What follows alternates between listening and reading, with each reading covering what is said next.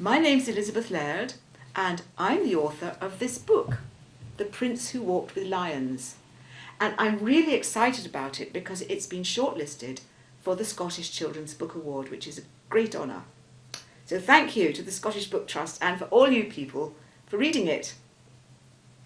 I want to tell you something about this book because it's about a prince who was a real person, not an imaginary prince, not the sort of prince, who marries Cinderella. This was a real boy, and he lived 150 years ago in Ethiopia.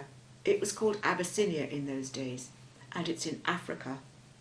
And this prince lived with his father, an emperor, and his mother, the queen, and they lived on top of a very high mountain. And in those days, the British were very powerful all over the world, and they quarrelled with this boy, the prince's father, and they sent a great army from Britain to capture the emperor and to conquer him. And they did. I'm not going to give away all the story, but I just want to tell you that the little prince, whose name was Alamayu, was taken away from his homeland on top of the mountains of Ethiopia, and he was given to Queen Victoria. Last night, as I lay in this bed, in the sick room here in Rugby School, the fever took hold of me strongly. The white walls and ceiling faded away, and I could see my first home as clearly as if I was standing right there in front of it. We lived in my father's capital. In Europe, it would have been thought of as a village, a simple collection of huts and houses. But it was on the summit of Magdala, a dizzyingly high, flat-top mountain. Our house, the king's house, was the biggest building, bigger even than the church. In my feverish dream, I climbed the steep path from the flat plain on the shoulder of the mountain and scrambled up the rough stony path to the outer gates. My father held me gently by the hand, and when the sentries saw us coming, they put down their spears and leapt to open the wooden doors, bowing low as we passed.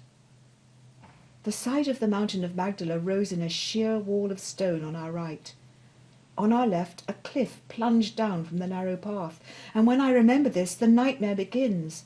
My father's grip shifts from my hand to my wrist. His eyes, which are usually soft and full of love when he looks at me, harden until they're twin black stones. His dark skin flushes a deeper brown. His thin lips are pulled back from his teeth. I can even smell the stench of death rising from the corpses that lie rotting at the foot of the cliff. I'm seized with panic. Will he cut off my hands and feet and throw me down to my death as he did to hundreds of his enemies? As I stand, unable to move, my father picks me up in his strong arms. His eyes soften. His painful grip becomes a loving embrace.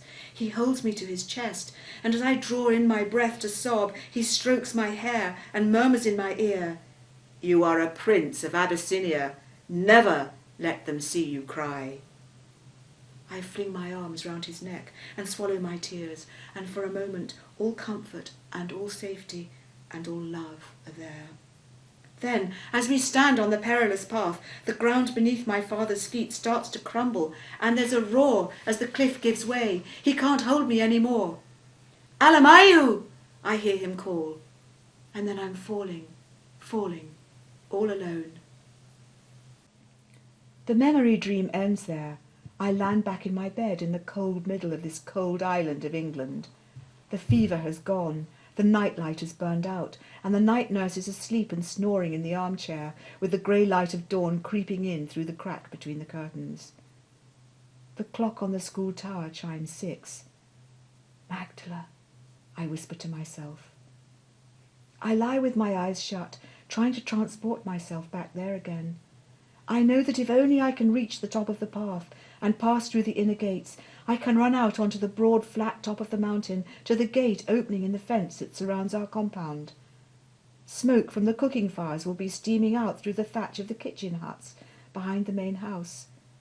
In our upper room, the Queen, my mother, will be sitting cross-legged on her silk cushions, with her favourite book, The Life of the Virgin Mary, open on its little wooden stand in front of her.